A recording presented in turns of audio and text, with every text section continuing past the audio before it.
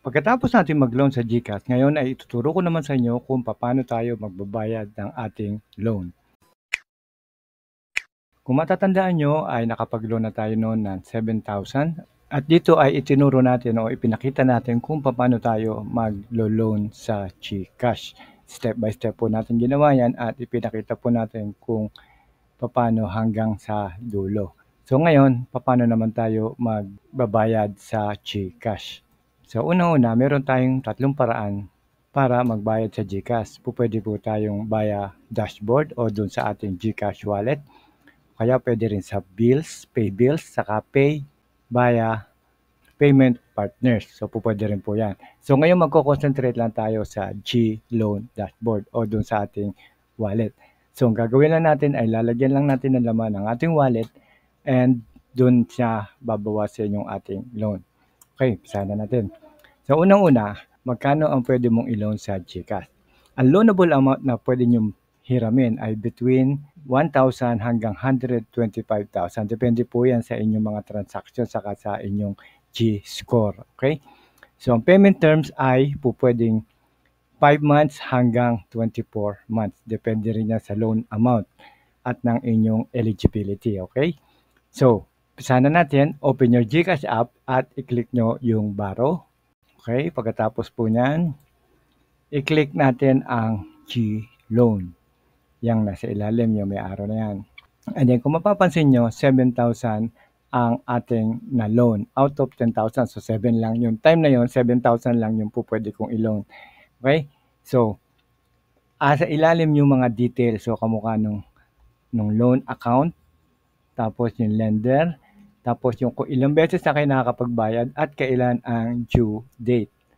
Okay, so sa ilalim makikita nyo yung 1,050, yan yung monthly na babayaran nyo. Okay, so dito naman, meron tayong payment options, pwede nyo bayaran ng buo at pwedeng yun lang monthly dues. Okay, so nasa ibaba makikita nyo 1,057, yan yung monthly dues natin at yung 8,000, yan yung remaining balance. At sa ngayon, ang babayaran natin is yung monthly amount due. Kung mapapansin nyo, 1,057 at merong pay amount sa right side. Ganon din sa remaining balance.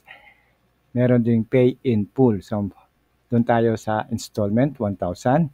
And then, click lang natin yung amount, yung may kulay blue. Yan, okay. So, dito, makikita nyo na yung inyong balance sa GCash. Kung magkano yung laman ng inyong GCash. Natetect na kaagad na meron tayong 2,000 sa loob ng ating wallet at ang babayaran lang natin ay 1,057. So okay, pasok tayo. And then susunod, verify nyo lang kung tama yung mga details. And then click pay now sa ilalim.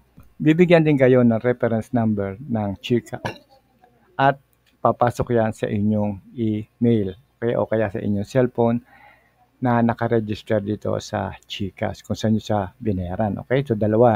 Pwede sa cellphone at pwede sa email. Pareho po yan. Sa akin, pareho nagre-register na ako ay nakabayad na. Maganda po yan dahil isa po yung proof na tayo ay nagbayad. And then, back to main dashboard. Makikita nyo, nabawas na yung ating binayad. And then, i-verify natin kung pumasok nga yung ating payment. Okay, so i-click nyo uli yung borrow. And then, check your payment. Kung makikita nyo sa ilalim, 2 payments out of 9 paid. Okay, ibig sabihin dahil pangalawang bayad ko na to, so na-detect niya na nagbayad ako ngayon na second payment. Okay, kung mapapansin nyo, ang due date ay November, bago lang, mainit-init pa. Okay, so pinakita ko na sa inyo kung paano lang natin gagawin. Okay, meron pa rin tayong mga ibang videos na pwede nyo panoorin tungkol sa GCash. So unang-una, sa kaliwa, paano gawing safe ang pera mo sa GCash? Kalawa, paano naman tayo magre-reset ng phone, clear memory at cache sa ating GCash.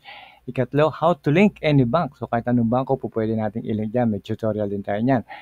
And cash in to GCash. Ikaapat naman sa ilalim, bakit maraming nawala ng pera sa GCash? Yan yung naging issue nito recently. So paano pataasin ng transaction limit sa GCash? Isa rin yan sa mga tips kung paano tayo maglo-loan. And ano ang pinagkaiba ng basic at fully verified sa GCash account? So, ilan lang po yan sa ating mga videos tungkol sa GCash. Marami pa po yan. So, pagkatapos po, sa dulo po ng video, makikita nyo ang playlist. I-click nyo lang po yung playlist para makita nyo lahat ng video natin sa GCash. Okay? So hanggang dito na lang po tayo at maraming salamat po sa panonood. Huwag nyo lang po kakalimutan mag-like, subscribe, at hit nyo na rin ang bell para sa updated kayo sa ating mga future videos. Mula po sa Promag TV, maraming salamat po muli and God bless.